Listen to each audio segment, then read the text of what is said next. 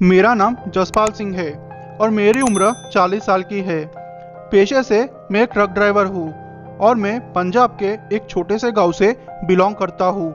मेरे साथ मेरा असिस्टेंट है, उसका नाम हरमिंदर सिंह है। ये बात 2018 की है, जब हमें कुछ सामान की डिलीवरी करने के लिए मुंबई जाना था और वहाँ से बिहार जाना था। हमें बहुत दिन लगने वाले थे। अगर आप में से कोई ट्रक ड्राइवर है तो ये बात समझ सकता है कि एक ट्रक ड्राइवर की ज़िंदगी कितनी मुश्किल होती है। आराम तो बस नाम का ही होता है। मैंने फ़ोन पे हरमिंदर से कहा कि यारा, इस बार हम बहुत दिन के लिए बाहर जाने वाले हैं, तो अपनी माँ को मेरे घर छोड़ आना और ठीक 4 बजे आ जाना। वहाँ से हम निकल जाएंगे। तो हरमिंदर अपनी माँ को लेकर मेरे घर आ गया। हरमिंदर उसकी माँ का इकलौता बेटा था और मेरा परिवार थोड़ा बड़ा था। हम लोग वहाँ से निकल गए। हमने हाईवे का रास्ता पकड़ लिया और टाइम पे सामान को डिलीवर कर दिया और वहाँ से बिहार जाने के लिए निकल गए। हमें वहाँ का भी ऑर्डर मिला था कुछ सामान का डिलीवरी करने के लिए। बिहार पहुँच के हमने वहाँ सामान की डिलीवरी कर दी। पता नहीं क्यों हरमिंदर की तबीयत बहुत ही ख़राब हो गई थी। उसके लिए हमने दवाई ली और फिर से पंजाब जाने के लिए निकल गए। हम लोग बिहार से थोड़ा बाहर निकले होंगे कि गड्ढों भरे रोड से हमारा सामना हुआ। वैसे मुझे बहुत एक्सपीरियंस है ट्रक चलाने का, पर गड्ढे कुछ ज़्यादा ही थे। थोड़ा आगे जाके गड्ढों से जान छूटी। हम लोग सफ़र कर रहे थे। तकरीबन रात के 10 बज चुके थे।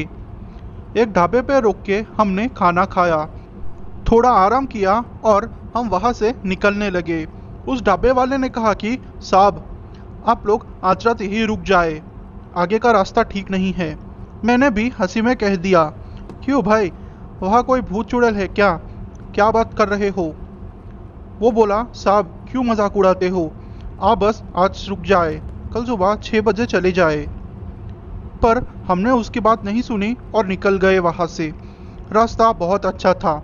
हमें बस इतनी तकलीफ थी कि ठंड कुछ ज़्यादा ही बढ़ गई थी और हरमिंदर जैसे कुछ अलग ही हरकतें कर रहा था, जैसे ज़ोर ज़ोर से सांस लेना और पता नहीं क्या बोल रहा था कि पाजी पाजी पाजी, आज हमें कुछ हो जाएगा। मैंने सोचा ये मजाक कर रहा है। मैंने ज़्यादा ध्यान नहीं दिया। हम लोग थोड़ा आगे गए होंगे कि एक लड़की हमें लिफ्ट के लिए गाड़ी रोकने का इशारा कर रही थी। उसने सलवार पहनी थी। हमें लगा कि कोई लड़की बेचारी भटक गई होगी, क्यों ना मदद कर दे। मैंने उस लड़की के लिए गाड़ी रोक दी। हरमिंदर को यह बात पसंद नहीं आई। वो लड़की को हमने बैठा लिया।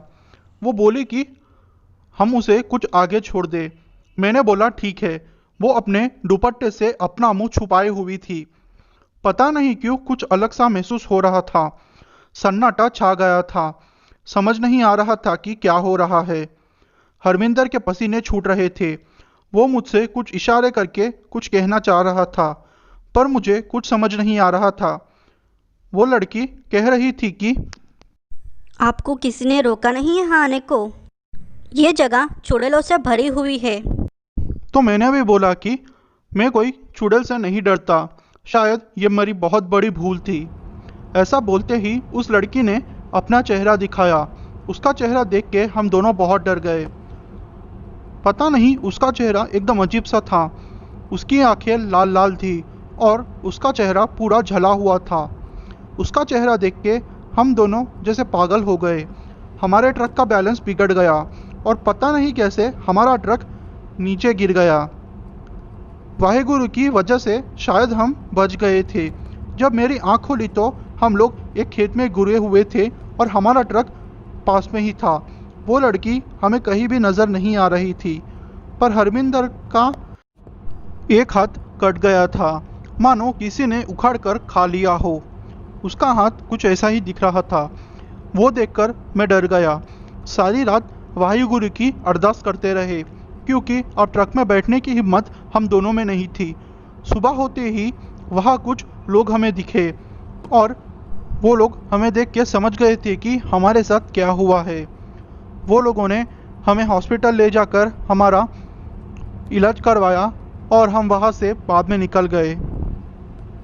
दोस्तों, इस वीडियो को आप लाइक कर दीजिए और मेरे चैनल को सब्सक्राइब कर दीजिए।